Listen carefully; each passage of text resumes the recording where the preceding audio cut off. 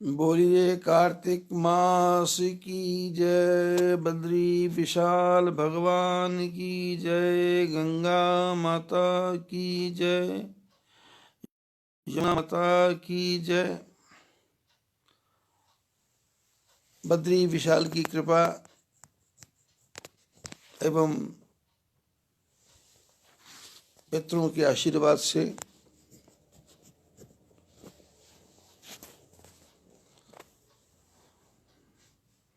भगवान की मंगलमयी कार्तिक मास का कथा चल रही है, जिसका आप लोग आनंद ले रहे हैं।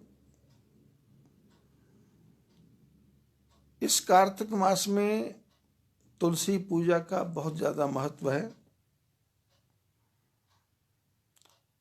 पीपल को पूजने का महत्व है, बट वृक्ष को पूजने का महत्व है, अपने पितरों को याद करने का महत्व है।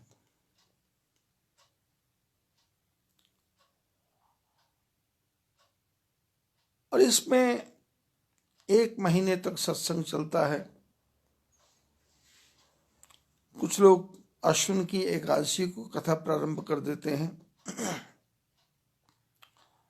जो निरंतर चलती चलती कार्तिक मास के अंतिम दिवस तक चलती है, जिस महीने को उत्सव का महीना, भक्ति का महीना, ज्ञान का महीना, पूजा पाठ प्रतिष्ठा का महीना कहते हैं।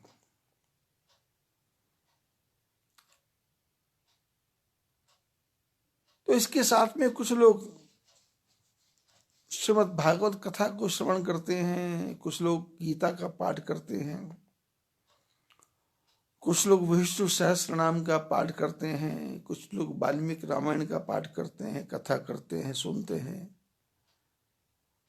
कुछ लोग महाभारत के बारे में भी श्रवण करते हैं। ज्ञानी लोग उपनिषदों के बारे में चर्चा करते हैं। 4 वेद, 6 शास्त्र, 18 पुराण, 27 स्मृतियां, 108 उपनिषद। मैंने भी इस कार्तिक मास की कथा के साथ इन सब कथाओं को जोड़ने की चेष्टा की है।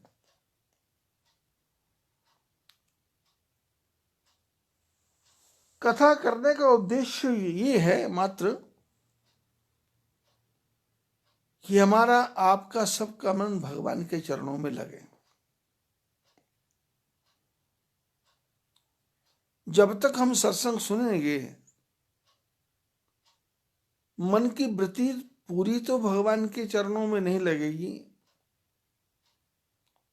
क्योंकि मन भटकता रहेगा। और इसी भटकते हुए मन को हम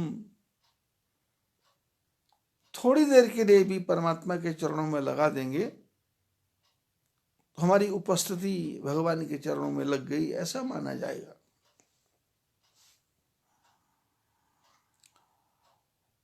पिछले 3 दिन से, 4 दिन से, 5 दिन से हम अयोध्या कांड की चर्चा प्रारंभ कर रहे हैं, जिसके शुरू में ही भगवान की वंदना करते हुए लिखा कि यस्यांके च विवादि भूतल सुता देवा पगा मस्तके भाले वाल विदुर गले च गरलम यस्सो रसी वैलराट। शंकर भगवान की वंदना की गई। शंकर भगवान की वंदना राम भगवान भी करते हैं, शंकर भगवान की वंदना रावण भी करता है। लेकिन दोनों के वंदना करने का तरीका कैसा है? भगवान राम जब वंदना करते हैं शंकर जी के समुद्र के किनारे, तो लिखते हैं, बोलते हैं, नमामि शमैशान निर्वाण रूपम विभुम व्यापकम ब्रह्म वेद स्वरूपम निजं निर्गुणम निर्विकल्पम निरीहम चिदाकाशमाकाश वासम भजेहम गुणाज्ञार ज्ञान मातीत पारम न तो हम। राम जी वंदना करते हैं, नमामि शमीशान निर्वाण रूपम। भगवान कैसे हैं, उनको प्रणाम करता हूं जो निर्वाण देने वाले हैं। नमामि शमीशान निर्वाण रूपम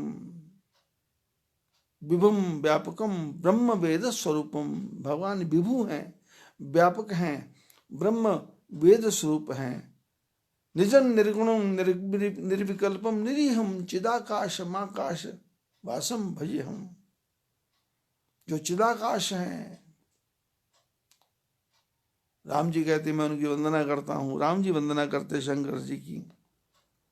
और उसी समय लंका में रावण भी शंकर जी की वंदना करता है। कैसा? डमट डमट डमट डमट निनाद वड्ड मरभयम चकार चंड तांडव तनोतिना शिवा शिवम।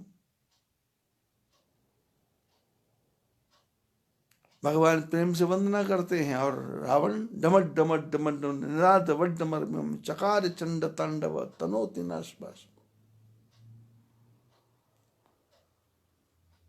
विलोल वीची वल्लरी विराजमान मूर्धनी। वंदना करता है, जटाओं में गंगा बह रही है। जटा कटा हसम भ्रमम भ्रमण निर्झरी विलोल वीची वल्लरी विराजमान मूर्धनी।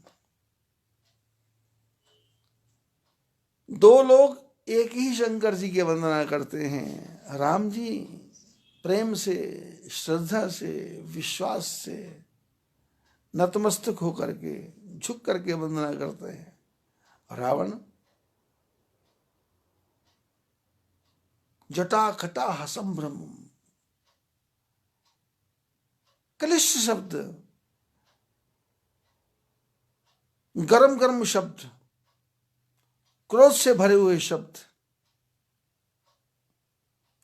और शंकर कहते ठीक है, प्रेम से वंदना की स्वीकार है और क्रोध से वंदना की स्वीकार है, पर वंदना की तो, पूजा की तो, भगवान का भजन किया तो।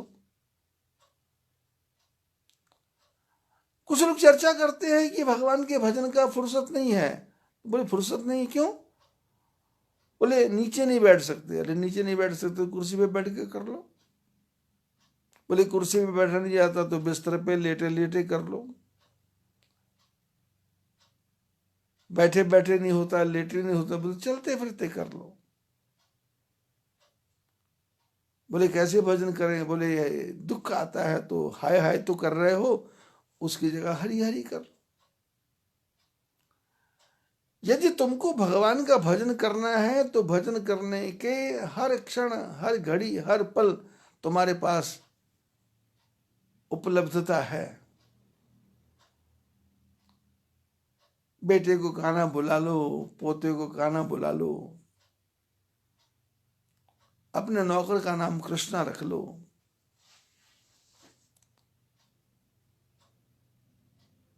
अपने नौकर को रामू कह के बुला लो। किसी प्रकार से भी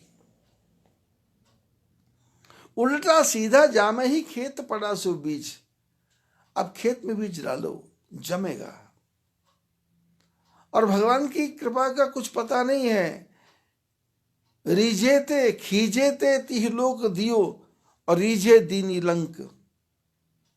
रावण पर क्रोध आया तो तीनों लोगों का राजा बना दिया, और विभीषण पे प्रेम आया तो लंका दी। अंधाधुंध सरकार है, तुलसी भजो निशंक। बोले खींचने पे भी भगवान की याद आए तो खींच के भगवान का नाम लो। मैं तिनसुकिया गया था, वहां एक मारवाड़ी परिवार है, तो उनकी दादी जी अपने पोते को गाली दे रही थी गुस्से में, ए राम मार्यो, ए राम मार्यो। तो सुनकर के मेरे मन को थोड़ा धक्का लगा कि राम ने मारा। उस समय तो मेरे को लगा ये गलत किया है, लेकिन अब जब मैं ध्यान करता हूं तो लगता है चलो किसी बहाने राम की याद तो आई। यम ने मारा ऐसा भी बोल सकती थी, दूसरी गाली भी दे सकती थी, पर राम मारे कहा, राम तो कहा। राम ने मारा तो भी तारा, राम ने तारा तो भी तारा, राम ने देखा तो भी तारा, राम ने देख करके अनदेखा कर दिया तो भी तारा।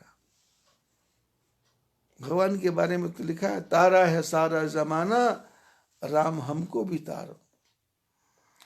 हमने सुना है तुमने शबरी को तारा, बेरों का करके बहाना, राम हमको भी तारो।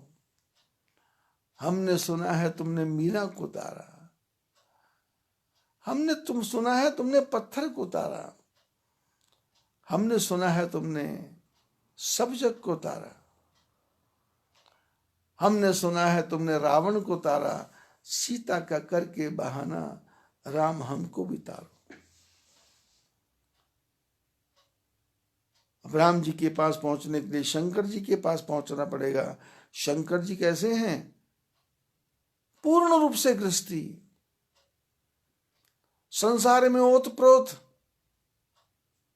जैसे हम लोग गृहस्थी लोग हैं, बेटा भी घर से बाहर नहीं जाना चाहिए, पोता भी साथ रहना चाहिए, पड़ पोता भी साथ रहना चाहिए, भाई भी साथ रहना चाहिए, गांव अपने घर में बसना चाहिए।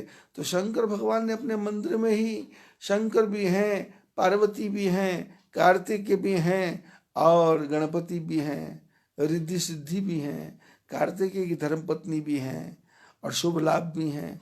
पूरा परिवार एक ही जगह है और अपना बैल भी वही है, नंदी बैल भी वही है और माता जी का सिंह भी वही है। शंकर जी की जटा, शंकर जी के मस्तक पे चंद्रमा भी वही है, शंकर जी के गले में सांप भी वही है, बागंबर लपेटे हुए हैं।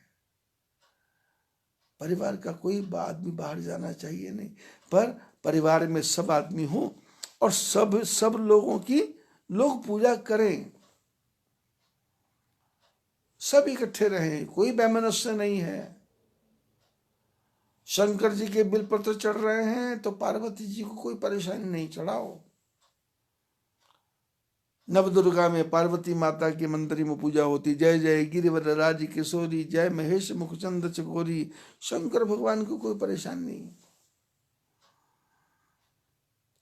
चतुर्थी का समय आता है तो गणेश जी को लड्डुओं का भोग लगा, जय गणेश जय गणेश, जय गणेश देवा, माता जाकी पार्वती पिता महादेवा। गणेश जी की पूजा हो रही है, शंकर जी को कोई परेशानी नहीं। कार्तिक जी का समय आता है, षडानन की पूजा होती है, दक्षिण भारत में जय जयकार होता है। मोर वाहन है, खड़ानन सबको आशीर्वाद देते हैं। शंकर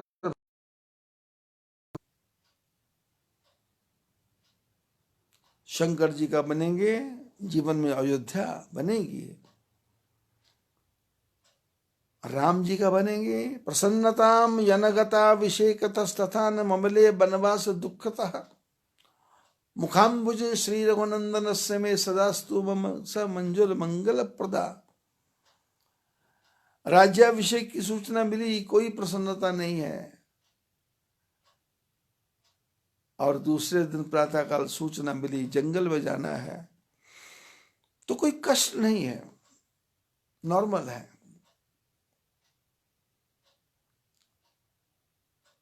महापुरुषों ने कहा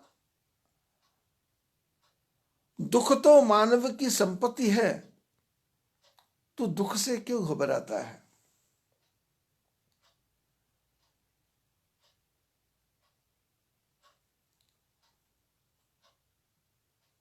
सुख है संध्या का लाल क्षितिज, सुख है संध्या का लाल क्षितिज और उसके बाद अंधेरा है। दुख है प्रातः का झुटपुटा सा और उसके बाद सवेरा है। सुख जाएगा तो दुख देकर, दुख जाएगा तो सुख देकर, सुख जाएगा तो दुख देकर, दुख जाएगा तो सुख देकर, सुख देकर जाने वाले से तू क्यों इतना घबराता है? दुख तो मानव की संपत्ति है, तू दुख से क्यों घबराता है? आपने कभी अपने शरीर के ऊपर पहने हुए कपड़े की तरफ ध्यान से देखा, वस्त्र जो आप पहनते हैं वो कैसा है? कपास के जैसा, निरस विशद गुण में फल जासु। कपास कैसी है? निरस विशद गुण में फल जासु। और वो कपास पेड़ पे लगती है। संत का जीवन, महापुरुष का जीवन, अच्छे आदमी का जीवन कैसा? कपास की जैसा। कपास को वस्त्र पहनने के लिए पेड़ में से तोड़ा जाता है और तोड़ करके उसको धुना जाता है, धुनकी से धुना जाता है, धुन धुन की आवाज आती है। उसके एक एक अंग को तोड़ा जाता है, एक एक रेशे को तोड़ा जाता है, एक एक उसकी नस नस को तोड़ा जाता है और उसको तोड़ तोड़ के ऐसा फैला देते हैं। फिर उसके बाद में उसकी गोल गोल सी, पंजाबी भाषा में उसको बोलते पूनी बनाते हैं, पूनी। और फिर इसको चरखे के ऊपर काटा जाता है और काट करके उसका बारीक धागा, और वो धागा एक लिपटने वाली जगह पे तेजी से लिपटता है। फिर खींचते हैं, फिर धागा बनता है, फिर खींचते हैं, फिर धागा बनता है, फिर खींचते हैं, फिर धागा बनता है। चरखा चलता जाता, फिर वो धागा तैयार होता है। फिर इसको खड्डी के ऊपर चढ़ाया जाता है, जिसको हैंडलूम बोलते हैं। उसके ऊपर चढ़ा करके उस पर उसको ताना बना बनाया जाता है। ताना अलग, बाना अलग। फिर वो जो चुलाहा है,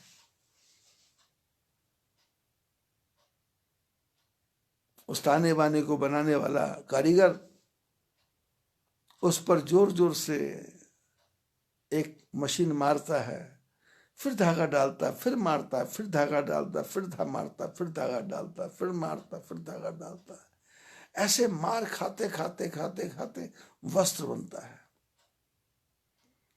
और जब वस्त्र पूरा बन जाता है तो कोई तो उसको मेरी तरह ऐसे लपेट के बैठ जाता है, लेकिन कोई उसको दर्जी के पास लेके जाता है, काटा जाता है, चीरा जाता है, फाड़ा जाता है, सिला जाता है, सुई में से, उसमें से बार बार सुई में से निकाला जाता है। और उसके बाद में कहीं जाकर के वो सुंदर कमीज बनती है, शर्ट बनती है, ब्लाउज बनता है, पेटीकोट बनता है, पहनने का वस्त्र बनता है। उसके बाद कहीं जाकर के वो पहनने के काम आता है।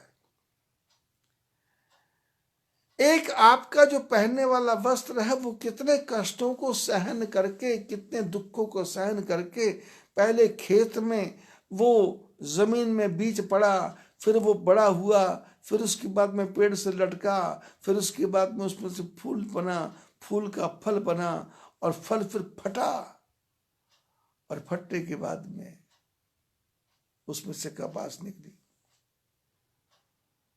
जो रेशमी वस्त्र आप पहनते हो,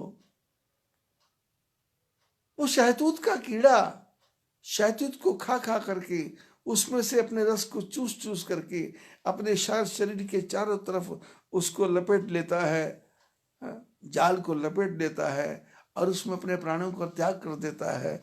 और हम उसको उठा करके गर्म पानी में डालते हैं, फिर उसके एक एक रेशे को निकालते हैं, फिर रेशे को निकाल के वो रेशम बनता है। रेशम बन करके धागे को, उस कीड़े को मार दिया जाता है, रेशम का वस्त्र बनता है। और रेशम का वस्त्र कितने कठिनाइयों से बीतता हमारे शरीर में पहनने के लायक वो रेशमी वस्त्र बनता है, ठाकुर जी के मंदिर में पहुंचता है।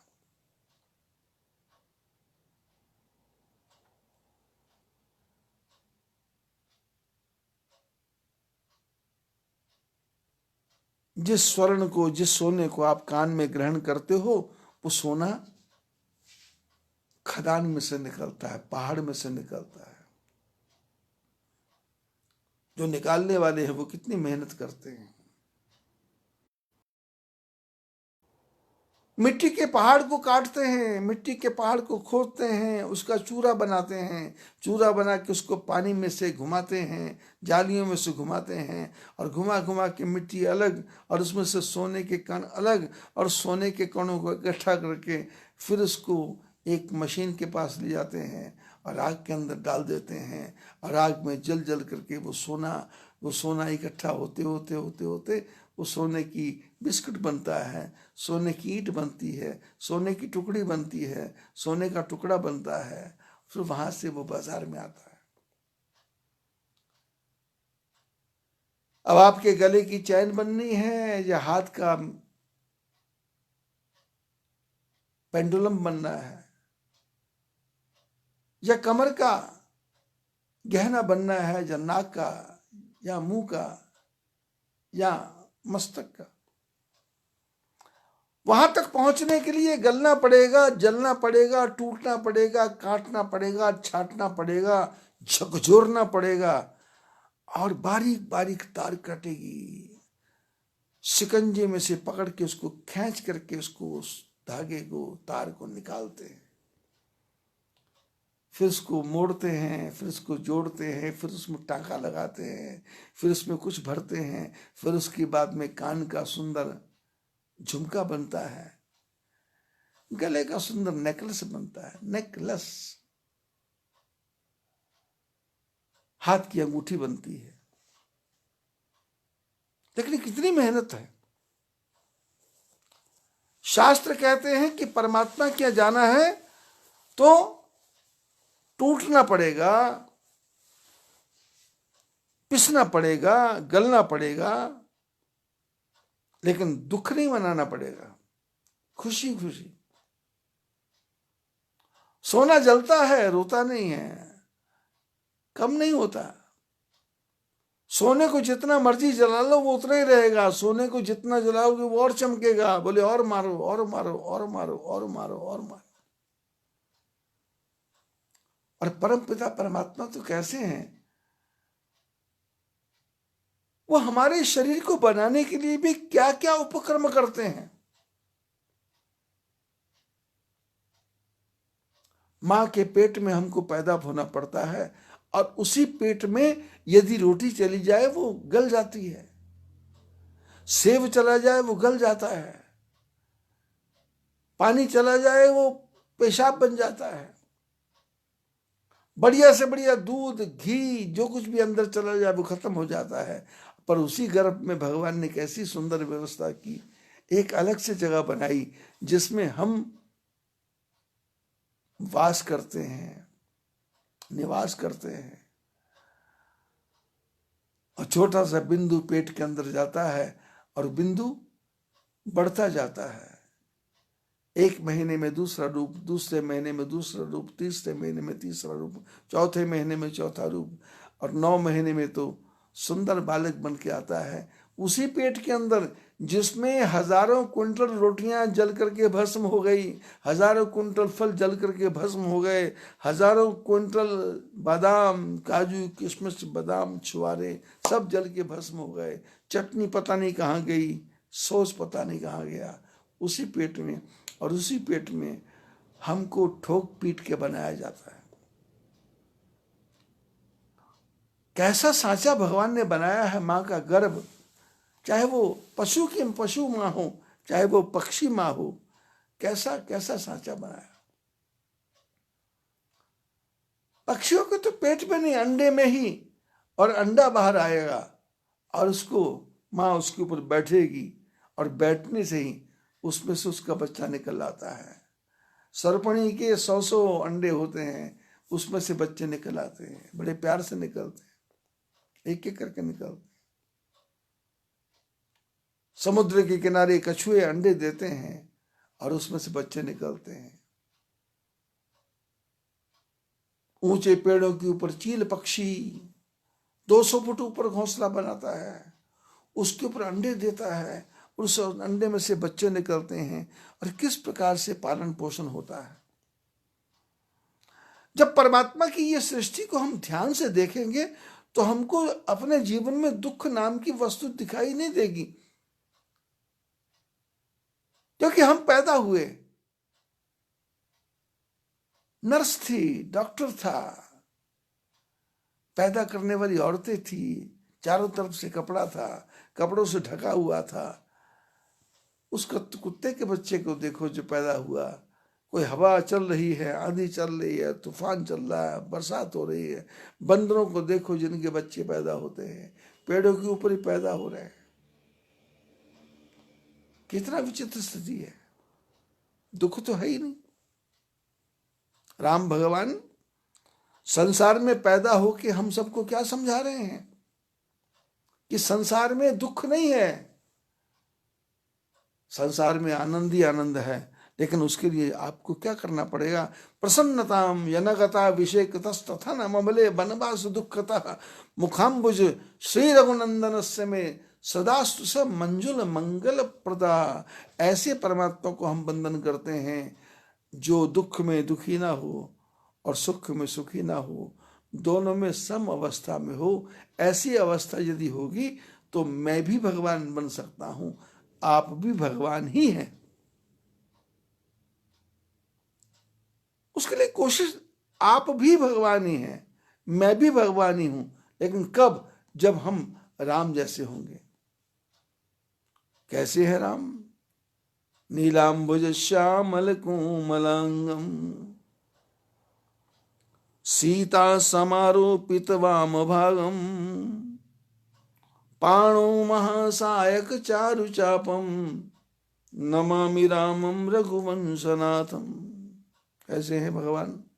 नील सरोरुह नीलमणि नील नीलधर श्याम लाजहि तन शोभा निरखी कोटि कोटि शतकाम सियावर रामचंद्र जी की जय। पवन सुत हनुमान की जय, उमापति महादेव की जय। नील आकाश के समान। आप जब अकेले बैठो, पॉल्यूशन ना हो, आकाश में देखो तो आकाश नीला है। और किसी गहरी झील के किनारे जाके बैठो, कंकड़ पत्थर ना पड़ा हो, लहरें ना चलती हो, तो झील में देखना, झील का रंग नीला है। और परमात्मा भी कैसे है? नील सरोरु नीलमणि नील नीलधर श्याम।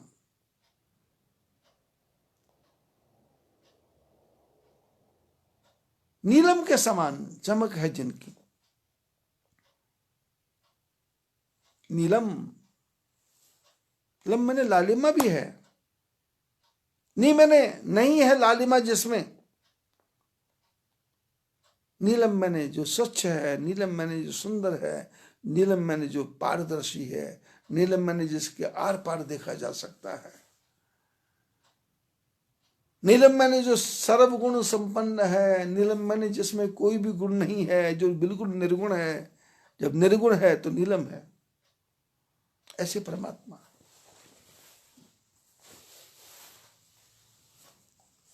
ऐसे परमात्मा का ध्यान। नीलांबुज श्यामल कोमलांगम सीता समारोपित वाम भागम। ऐसे परमात्मा का वंदन करने के लिए क्या करना पड़ेगा? श्री गुरु चरण सरोज रज निज मन मुकुर सुधार वर्णो रघुबर विमल यश जोदायक फलचार। गोस्वामी जी ने कहा मैं अयोध्या कांड का प्रारंभ कर रहा हूं। क्यों? अयोध्या कांड की कथा में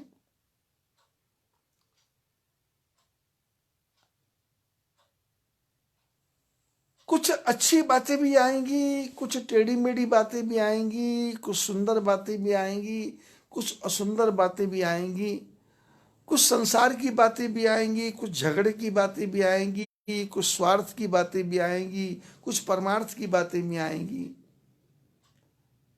कुछ ज्ञान की बातें आएंगी, कुछ देने की बात आएगी, कुछ लेने की बात आएगी, कुछ कुर्बानी की बात आएगी, कुछ लुटाने की बात आएगी, कुछ छीनने की बात आएगी, कुछ पकड़ने की बात आएगी, कुछ अपनेपन की बात आएगी, कुछ परायेपन की बात आएगी। संसार में जब ऐसा हो जाए तो किसी कवि ने लिखा है, जब तुझसे ना सुलझे तेरे उलझे हुए धंधे, जब तुझसे ना सुलझे तेरे उलझे हुए धंधे, भगवान के विश्वास पर सब छोड़ दे बंदे, भगवान के विश्वास पर सब छोड़ दे बंदे। और वो जो करेगा वो इंसाफ करेगा, जो तू नहीं करवाया वो भगवान करेगा। आना है तो आ, राह में कुछ देर नहीं है, भगवान के घर देर है अंधेर नहीं है। आना है तो आ, राह में कुछ देर नहीं है, भगवान के घर देर है अंधेर नहीं है। जब परमात्मा की कथा करनी है, अयोध्या की कथा करनी है, अयोध्या मैंने यहां युद्ध ना हुआ हो, स्ट्रगल ना हुआ हो, और धीरे से सब काम हो गए हों, वरदान भी मांगा गया तो धीरे से मांगा गया, वरदान दिया भी गया तो चुपचाप दिया गया, वरदान लेने वाले ने लिया तो उसने भी लिया, भगवान पालन करने वाले ने लिया तो उसने भी आराम से लिया। और जिसको राज्य गद्दी मिली वो राज्य गद्दी चाहता नहीं है, जो वनवास जाना चाहता है वो जाने को तैयार बैठा है, और जो भरत हैं वो कहते हैं मेरे को राज्य नहीं चाहिए। गुरु महाराज ने कहा तेरे पिताजी ने राज दिया है, बोलना नहीं चाहिए। तो ऐसी कथा कैसे होगी?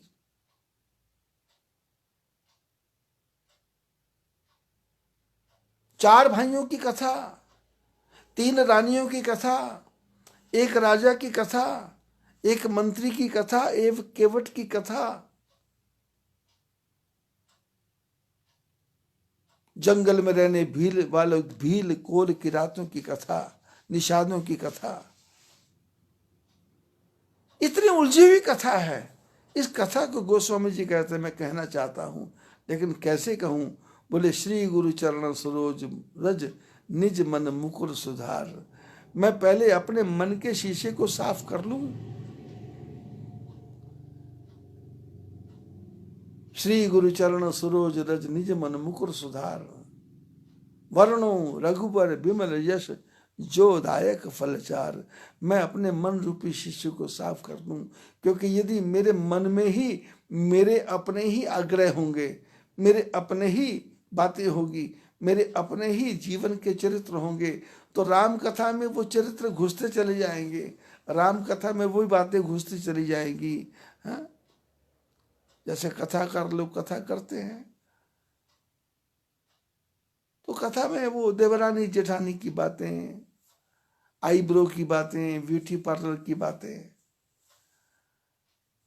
सास बहू की बातें लेके बैठते हैं, और फिर उसमें जो उनके घरों में बीतता है वो कथा में सुनाना शुरू कर देते हैं कि ऐसे सास कहती है, ऐसे बहू कहती है, ऐसा भाई कहता है। गोस्वामी जी ने कहा ना मैंने सास को देखा, ना मैंने भाई को देखा, ना मैंने पत्नी को देखा, जीवन में थोड़े थोड़े क्षण आए और वो हवा की तरह चले गए। इसलिए अब कथा करना है तो श्री गुरु चरण सरोज रज निज मन मुकुर सुधार, वर्णो रघुबर विमल यश जो दायक फलचार। ऐसी कथा करना चाहता हूं जिससे पहले अपने मन को साफ कर लूं।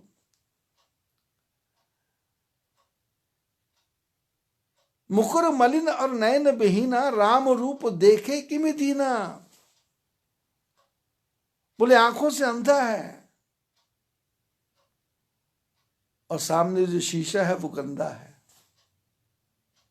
शीशा गंदा है और देखने वाला अंधा है। मुकुर मलिन, शीशा गंदा, नयन बहीना, आंखें अंधी, तो राम रूप देखे किमि दीना। राम जी के रूप को कैसे देख सकता हूं? जिसने आंख देखनी थी वो अंधी है, और जिस शीशे में देखना था वो शीशा गंदा है।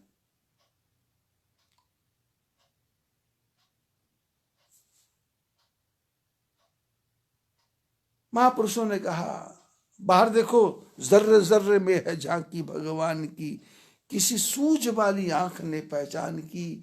नामदेव ने पकाई रोटी कुत्ते ने उठाई, पीछे घी का कटोरा लिए जा रहे।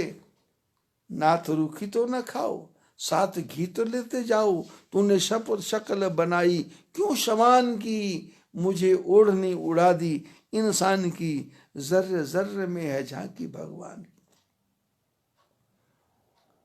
गोस्वामी जी कहते हैं अयोध्या कांड में मेरे को कैकेयी की कथा भी करनी है, मेरे को माता सुमित्रा की कथा भी कहनी है, मेरे को माता कौशल्या की कथा भी कहनी है, मेरे को पुत्रों से प्रेम करने वाले दशरथ की कथा भी कहनी है, मेरे को सबके गुरु, गुरु के गुरु के गुरु के गुरु के गुरु जो वशिष्ठ है, तो दशरथ के भी गुरु, राम के भी गुरु, रघु के गुरु, अज के गुरु, दिलीप के गुरु, ऐसे जो गुरु परंपरा में गुरुओं के गुरु है उनकी कथा भी कहनी है।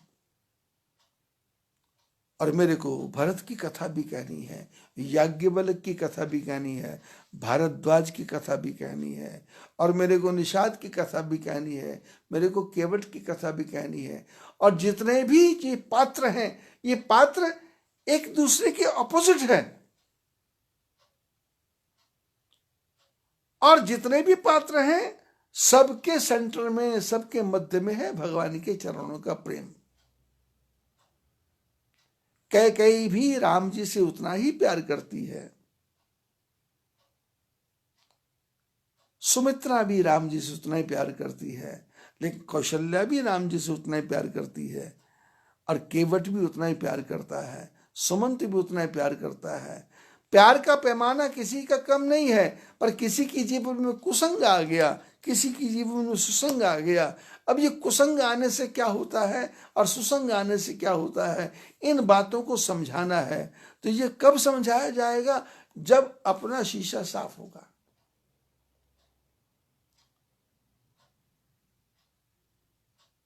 हम मोबाइल पे कथा करते हैं, अब मोबाइल के यदि शीशे के ऊपर थोड़ी मिट्टी जम गई, धूल जम गई, तो उसके कैमरे के ऊपर की धूल थोड़ा साफ करना पड़ता है, और धूल साफ हो जाती है तो चित्र साफ आता है। और धूल यदि जमी रही तो चित्र साफ नहीं होगा। लाइट जितनी मर्जी चमका लो, पर उसका कैमरा ठीक नहीं है तो मेरे बोलने से कोई फर्क नहीं पड़ेगा, वो कैमरा धुंधला दिखाएगा, उसको कैमरे को साफ करना पड़ेगा।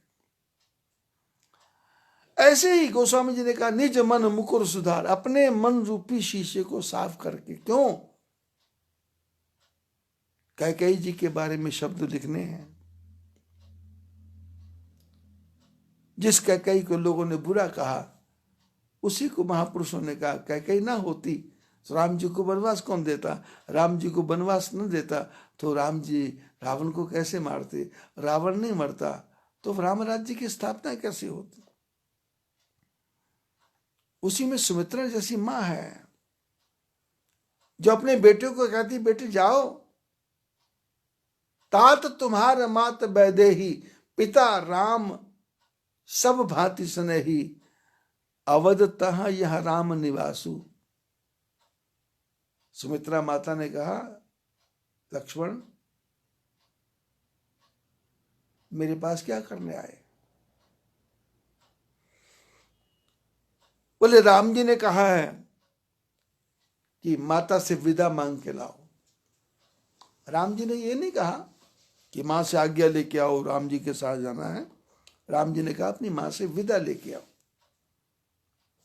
आज्ञा में विदा में बड़ा अंतर होता है। आज्ञा ये होती है कि आप यदि आज्ञा दें तो मैं जाऊं, और विदा ये होता है कि मेरा मन है जाने का, तो फिर तो उसमें कोई कारण नहीं है। जैसे मेरे जीवन में मेरे शिष्यों के साथ मेरी कई घटनाएं होती हैं। आश्रम में जो रहने वाले नौकर हैं उनके साथ कई घटनाएं होती हैं, आश्रम में आने वाले महात्मा के साथ कई घटनाएं होती हैं। कुछ शिष्य ऐसे होते हैं, कुछ नौकर ऐसे होते हैं जिनके घर में कोई मर गया या किसी को बच्चा पैदा होने वाला है या पत्नी को कोई दुख है या परिवार में कोई दुख है तो उनका फोन आता है। कई तो कलाकार ऐसे होते हैं वो फोन करवाते हैं कि महाराज जी को बोल दो कि तुम्हारी माँ बीमार है। अब फोन आता है तो हम बोलते ठीक है, सिर्फ सोचते हैं। फिर हम क्या करते हैं, उनके पड़ोस में जो लोग रहते हैं उनका फ़ोन नंबर हमारे पास होता है, हम उनको फ़ोन करते हैं कि पूछो क्या कोई बीमार है, क्या क्या तकलीफ है क्या। फिर वो बताते हैं नहीं नहीं सब ठीक ठाक चल रहा है। तो फिर हम उनके घर फ़ोन करते हैं कि आपने फ़ोन क्यों किया। वो कहते जी बेटे ने कहा था कि फ़ोन कर दो, मेरा मन नहीं लग रहा। तो फिर हम ऐसे आदमी को जाने देते नहीं। अरे यहाँ बैठ के कमाई कर दो, कहाँ जाएगा वो घर जाके, व्यसन करेगा, पाप करेगा, चोरी करेगा, अच्छी वाली नौकरी लगी है कहाँ छोड़ के जाएगा। और किसी के घर में किसी की मृत्यु हो गई, अचानक फोन आया, फोन करके पूछा मृत्यु हो गई, तो हम बोलते हैं भाई कौन है तुम्हारे घर में, बड़ा बूढ़ा है क्या। बोले है। कौन है, दादाजी हैं, पिताजी हैं, माताजी हैं, चाचा जी हैं। तो बोले फिर है, तो फिर तेरे जाने से क्या लाभ, वो तो मर गया। अब तू जाएगा 2 दिन लगेंगे, तेरे पैसे बर्बाद होंगे, तो तेरे को जाके फायदा क्या। अपने माँ बाप से बात कर ले कि तेरा आना बहुत जरूरी है क्या, यदि बहुत जरूरी है तो जाओ, जब तुम्हारे बड़े बुजुर्ग हैं तो तेरे को जाने की क्या जरूरत। कुछ लोग बहाना बनाते, शादी है हमको जाना है, शादी है तो तुम्हारे बड़े बूढ़े हैं क्या, है बुजुर्ग हैं क्या, बोले है, सब कुछ है क्या, बोले है, तो फिर तुमने वहां जाके क्या करना। अरे 6 महीने बाद यात्रा बंद हो जाएगी, घर ही जाके रहना, घूमते रहना परिवार के साथ, जिन्हें जान जान डांस। कई मेरे शिष्य हैं, एक दिन एक मेरे शिष्य हैं प्रेम स्वरूपानंद जी महाराज। अब तो उसका ध्यान तो हो गया बेचारे का, सेवा करता था यहीं पीपलकोटी में, यहीं आश्रम में। अचानक दोपहर के समय आया, शाम के समय 5 बजे आया, आ करके सामने खड़ा हुआ हाथ जोड़ के। मैंने कहा जी बोलो क्या बात है। बोले जी मैं कल सुबह जाऊंगा। मैंने कहा कहाँ। बोले मेरा मन नहीं लगता। क्यों। बोले मेरा नहीं चलेगा। तो मैंने कहा कब जाना है। बोले कल सुबह। मैंने कहा कल सुबह क्यों जाओगे, अभी जाओ। बोले शाम के 5 बजे हैं। तो मैंने कहा 5 बजे हैं, अब रात को कहीं तुम्हारा मूड बदल गया, मन तुम्हारा बदल गया, सवेरे तुम्हारा मन नहीं हुआ जाने का, तो मुसीबत खड़े हो जाएगी, इसलिए अभी चलो अभी। वो वापस चला। तो मैंने कहा ये घड़ी तुमको दी थी मैंने। बोले हाँ। बोले घड़ी भी मैं घड़ी आ लो, जाओ। 10 किलोमीटर पैदल गया। 5-6 साल बाद मिला। अब शर्म के मारे मेरे पास आता नहीं, फिर 6 साल बाद अचानक मिला। मैंने कहा कहाँ घूम रहे, आके प्रणाम किया। मैंने कहा कहाँ भटक रहे हो। बोले जी ऐसे। मैं कहा चलो आश्रम में। शाम को सामान लेके वापस आ गया, वापस आ गया।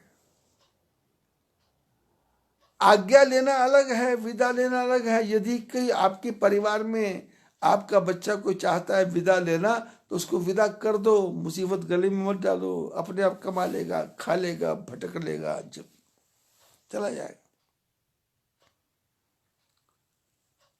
गोस्वामी जी कहते हैं कथा ऐसा करना है कि लक्ष्मण को राम जी कहेंगे आज्ञा लेने जाओ, और माँ कहती है मेरे पास आज्ञा लेने क्या आया। अरे तात तुम्हार मात बैदे ही, तेरी माँ मैं नहीं हूं, तेरी माँ जानकी है, और तेरे पिता दशरथ नहीं, तेरे पिता राम है। इतनी बड़ी बात। दशरथ पिता है, माँ सुमित्रा कहती वो तुम्हारे पिता नहीं। सुमित्रा माता है, माँ कहती मैं तेरी माँ नहीं। और उसने और ऊंची बात बोली है, बोले तुमने अयोध्या किसको समझा? ये पत्थर की जो मकान है इसका नाम अयोध्या है क्या? ये पत्थरों की गलियां, कचरे से भरा हुआ जीवन, इसको अयोध्या? बोले अयोध्या क्या? बोले अवध तहां यहां राम निवास। बोले वही अयोध्या है, यहां राम है। राम वन में है तो अयोध्या वन में है, राम जंगल में है तो अयोध्या जंगल में है, राम समुद्र में है तो अयोध्या समुद्र में है। सुमित्रा ने कहा लक्ष्मण, अरे यहां सूर्य निकलता है, दिन वहीं होता है। सूरज डूबने का नाम दिन नहीं है, सूरज निकलने का नाम दिन है। और सुमित्रा ने कहा लक्ष्मण तूने क्या सोचा? राम जो जंगल में जा रहे हैं वो अपने लिए जा रहे हैं? बोले तुम्हारे काज राम बन जाई, राम तेरे काम के लिए बन जा रहे हैं, तेरा काम बने इसलिए राम बन जा रहे हैं। राम बन जा रहे हैं तो तुम भी बन जाओ। राम बन गए तो बन गए, लक्ष्मण तुम भी बन जाओ और बन जाओ। राम बन ना जाते तो बनते नहीं थे, राम बन गए तो बन गए। लक्ष्मण तुम भी बन जाओ और बन जाओ। और कहा लक्ष्मण ध्यान रखना,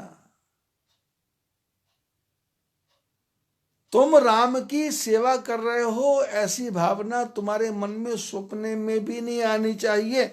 बस मेरे से आज्ञा लेने आए हो तो मेरी एक इच्छा पूरी कर देना कि तुम्हारे मन में सपने में भी ये भावना ना आ जाए कि तुमने राम के लिए घर छोड़ा, परिवार छोड़ा, संपत्ति छोड़ी, पिता छोड़ा, भाई छोड़ा और सारा राजपाट छोड़ा।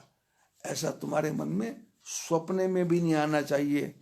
और महापुरुष बातें करते हैं कि लक्ष्मण जी ने संकल्प कर लिया कि स्वप्न आएगा कब? जब नींद आएगी, और नींद आएगी तो स्वप्न आएगा। इसलिए लक्ष्मण जी ने संकल्प किया कि जब तक राम जी के साथ रहूंगा 14 साल मैं सोऊंगा नहीं।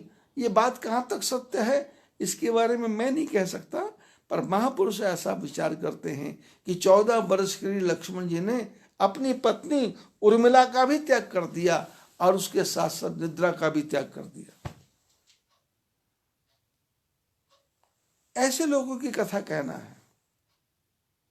अब ऐसे लोगों की कथा कहने के लिए दिल कितना बड़ा होगा, दिमाग कितना बड़ा होगा, मन कितना बड़ा होगा, और शीशा कितना नील सरोवर हो नीलमणि नील नील धर श्याम, कितना शीशा स्वच्छ होगा, कितना निर्मल होगा, कितना साफ होगा, एकदम साफ, एकदम क्लीन, एकदम वाश।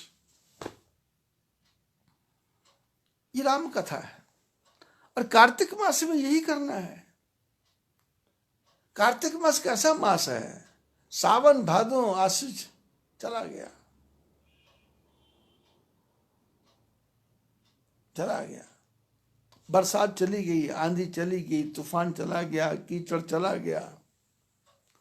आकाश में अगस्त नाम का तारा पैदा हुआ और उस अगस्त के तारे के साथ ही जमीन का जो पानी है वो सूखने लग गया।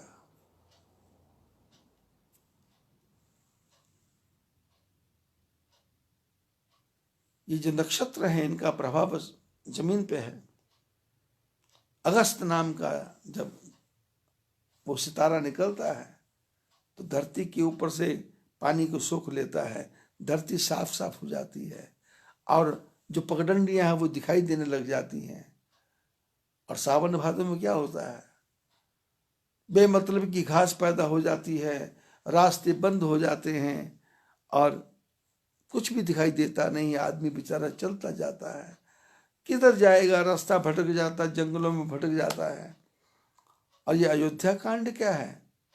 यदि आपका मन साफ नहीं है तो आप कई कई पॉइंट पे अटक जाओगे। आपका मन साफ नहीं है तो आपको दशरथ की बातें बहुत अच्छी लगेंगी। आपका मन साफ नहीं है तो आपको मंथरा के बारे में बहुत बुरे बुरे विचार आएंगे। आपका मन साफ नहीं है तो फिर आपको सरस्वती की बात बहुत बुरी लगेगी। आपका मन साफ नहीं है तो आपको ब्रह्मा की बात बहुत बुरी लगेगी। आपका मन साफ नहीं है तो आपको फिर इंद्र की बात बहुत बुरी लगेगी। आपका मन साफ नहीं है तो फिर आपको लगेगा कि देवताओं ने ये क्या किया, राम जी को वनवास दे दिया। अरे खाने पीने का समय था, राजमहल भोगने का समय था। अब उसके लिए क्या करना पड़ेगा, निज मन मुकुर सुधार, अपने मन को साफ क्लीन। और ये कब होगा, ये कार्तिक मास में होगा। कार्तिकेय भगवान क्या करते हैं, दुष्टों का संहार। कार्तिक भगवान क्या करते हैं, 12-12 आंख, 10 दिशाओं में भी देखना है और अपने भीतर भी देखना है और अपने बाहर भी देखना है। 12-12 आंख।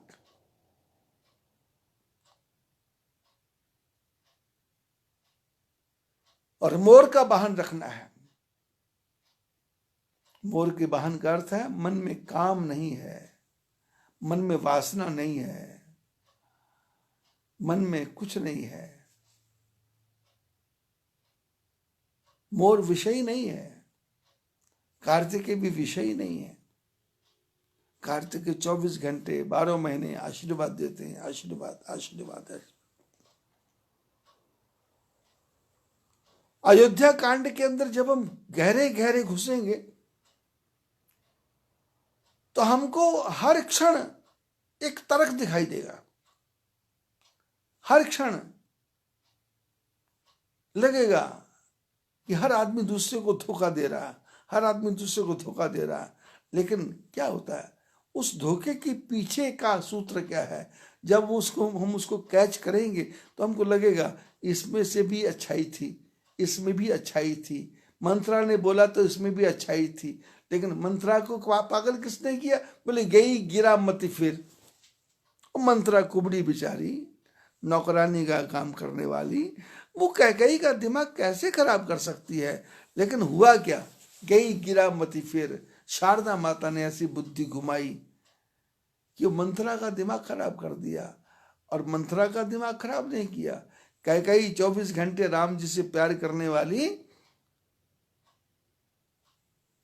वो दासी का कहना मानेगी क्या।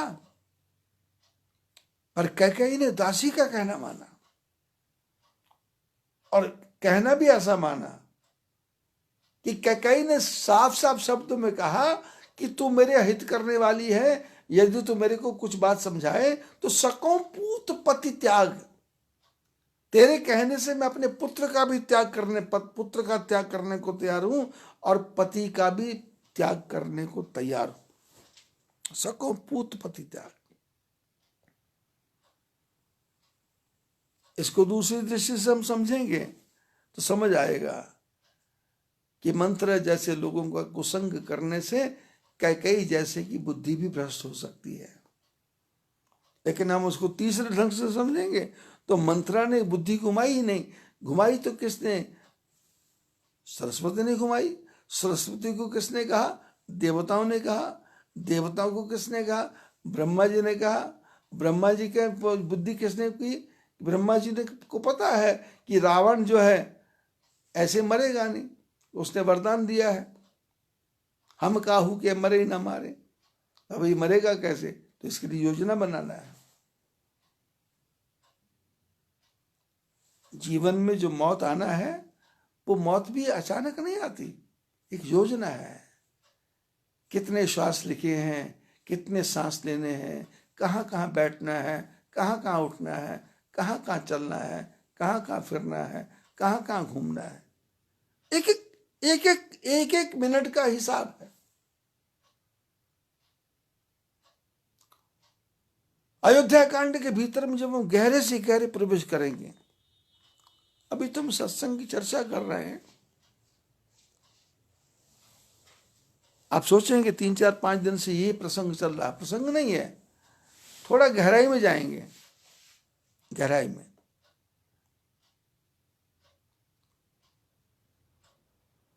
अब आपको समझाने के लिए ऐसा नहीं कि मैं आपको समझा रहा हूं, मैं एक दिन में भी रामायण पूरी कर सकता हूं। 2 मिनट में, 3 सेकंड में आदो राम तपोवनादि हम गमनम हत्वा मृग कांचनम वैदेही हरणम जटायु मरणम सुग्रीव संभाषणम बाली निर्दनम समुद्र तरणम लंकापुरी दाहनम एतद्धि रामायणम। बस हो गया, रामायण पूरी हो गई। लेकिन रामायण तो पूरी नहीं होगी। रामायण पूरी तब तक नहीं होगी जब तक आप राम नहीं बनेंगे, जब तक आप सीता नहीं बनेंगे, जब तक आप लक्ष्मण नहीं बनेंगे, जब तक आप भरत शत्रुघ्न आपके अंदर नहीं घटेंगे।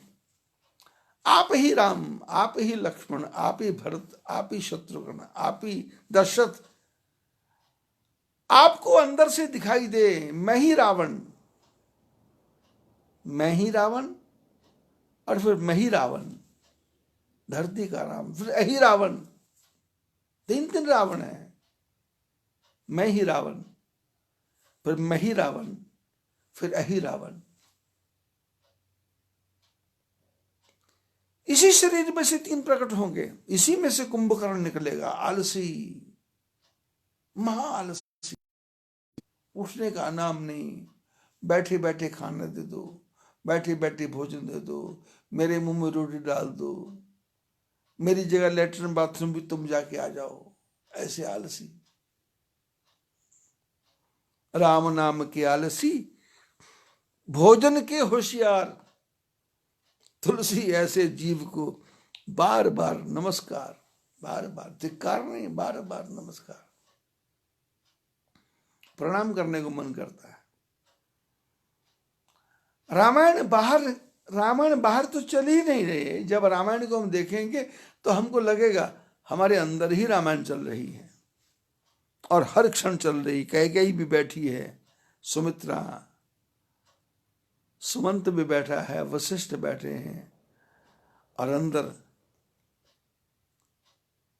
सारे देवी देवता बैठे हैं, और हर देवी देवता अपने ढंग से कह रहा है। मन कहता है मैं समझाऊंगा, बुद्धि कहती मैं बताऊंगा, आंखें कहती मैं दिखाऊंगा, कान कहते मैं सुनाऊंगा, वाणी कहते मैं बोलूंगा, हाथ कहते मैं हिल के दिखाऊंगा, और पेट कहता लाओ खाने को मैं खाऊंगा। जीवन की यात्रा चलती जाएगी, लेकिन ये कब ठीक होगा? अयोध्या कांड की कथा है, निज मन मुकुर सुधार।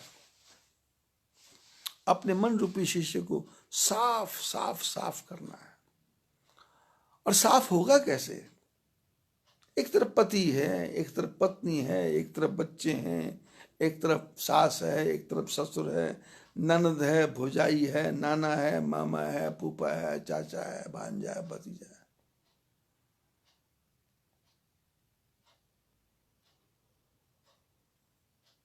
मिलने वाले हैं, प्यार करने वाले हैं, विरोध करने वाले हैं, खुश होने वाले हैं, जलने वाले हैं, फूकने वाले हैं, सड़ने वाले हैं। तुम्हारी एक ही बात के ऊपर किसी को खुशी हो रही, किसी को गम हो रहा है, किसी को दुख हो रहा है, किसी को आनंद आ रहा है। मैं सत्संग करता हूं, अब ये सत्संग लोग सुनते हैं, तो मेरी सारी बातों से लोगों को आनंद थोड़ा आता होगा। कुछ लोग जो जिनके गुरु के बारे में मैं कुछ बोल देता हूं, वो चिढ़ जाते होंगे, फूक जाते होंगे, लेकिन मैं भी क्या बोलूं? मेरे अंदर भी तो द्वंद्व चलता है। मेरे अंदर द्वंद्व चलता है शास्त्रों का, मेरे अंदर द्वंद्व चलता है महापुरुषों की बातों का, मेरे अंदर द्वंद्व चलता है जो ब्राह्मण समाज है, महात्मा समाज है, साधु समाज है, उसमें जो विकृतियां आ गई, उसमें जो कमियां आ गई, उसके कारण मेरे को नीचे देखना पड़ता है। तो मेरे अंदर द्वंद्व उसका चलता है। तो फिर कभी कभी गुस्से में आके, क्रोध में आके मैं बोल देता हूं कि इस बाबा ने ऐसा बोला, इस बाबा ने ऐसा बोला, इस बाबा ने ऐसा बोला। लेकिन वो क्यों होता है? क्योंकि मुकुर मन साफ नहीं है, मेरा भी मन साफ नहीं है, उसके अंदर भी कोई कचरा फंसा हुआ है। इसलिए गोस्वामी जी ने कहा, श्री गुरु चरण सरोज रज निज मन मुकुर सुधार, वर्णो रघुबर विमल यश जो दायक फल जार। चारों फलों को देने वाला ये रामचरितमानस है। और चर्चा अपनी चल रही थी। एक समय सब सहित समाजा, राजसभा रघुराज विराजा। एक समय सब समाज के साथ में राजा दशरथ बैठे हुए थे। राय सुभाय मुकुर कर लीना, वदन विलो की मुकुट समकीना। मंत्रियों ने कहा, राजन आपका मुकुट टेढ़ा हो गया। तो सभा के बीच में शीशा मंगवा लिया गया। शीशा देखा तो देखा, श्रवण समीप भय शित केशा, मनहु जरठ बन अस उपदेशा। कानों के पास बाल सफेद हो गए। जगत गुरु शंकराचार्य जी ने कहा कि अंगम गलितम पलितम मुंडम दशन विहीनम जातम तुंडम। अंग गल गए, शरीर जर्जर हो गया, सिर कंपे, पग डगमगे, सिर कांप रहा, पैर डगमग डगमग कर रहे हैं, बोला जाता नहीं है, बीपी हाई है, बीपी लो है, शुगर हाई है, शुगर लो है। पूरी रात नींद आती नहीं है, दिन भर नींद आती है, भगवान के भजन में जाते ही निद्रा आने लग जाती है। जर्जर काया हो गई। पिंजरा पुराना, सुनो गंगा रामा, पिंजरा पुराना तेरा हो गया। ये पिंजरा पुराना हो गया। ये पिंजरे को नया मरने के बाद करोगे क्या? बोले नहीं, इसी जन्म में नया हो जाएगा। कब? जब उसके साथ प्रीति जोड़ेंगे, भगवान के साथ प्रीति जोड़ेंगे, तो भगवान, ये शरीर कितना भी बूढ़ा हो जाए, लेकिन यदि आत्मा संतृप्त है, आत्मा संतुष्ट है, आत्मा आनंदित है, तो फिर इसमें जोश आ जाता है। जोश कि अभी मैं कर सकता हूं, अभी मैं कर लूंगा, अभी मैं करूंगा, अभी मैं करके दिखाऊंगा। और किसी को जवानी में ठाकुर जी मिल गए, किसी को बुढ़ापे में मिल गए, किसी को बचपन मिल गए। ठाकुर जी के मिलने का समय कुछ नहीं है, उनको जब समय है तब होना है। लेकिन कब? लेकिन जब आपकी लगन लगी होगी, जब आपका ध्यान लगा होगा, जब आपकी आत्मा उसमें लगी होगी। लगी है आत्मा तो पहुंचेगा ही पहुंचेगा। याद आएगी प्रभु को कभी ना कभी, भक्त पाएगा प्रभु को कभी ना कभी।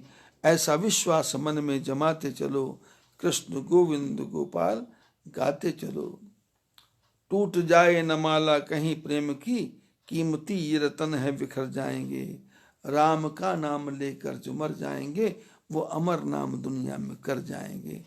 आज बस इतना ही, बाकी कल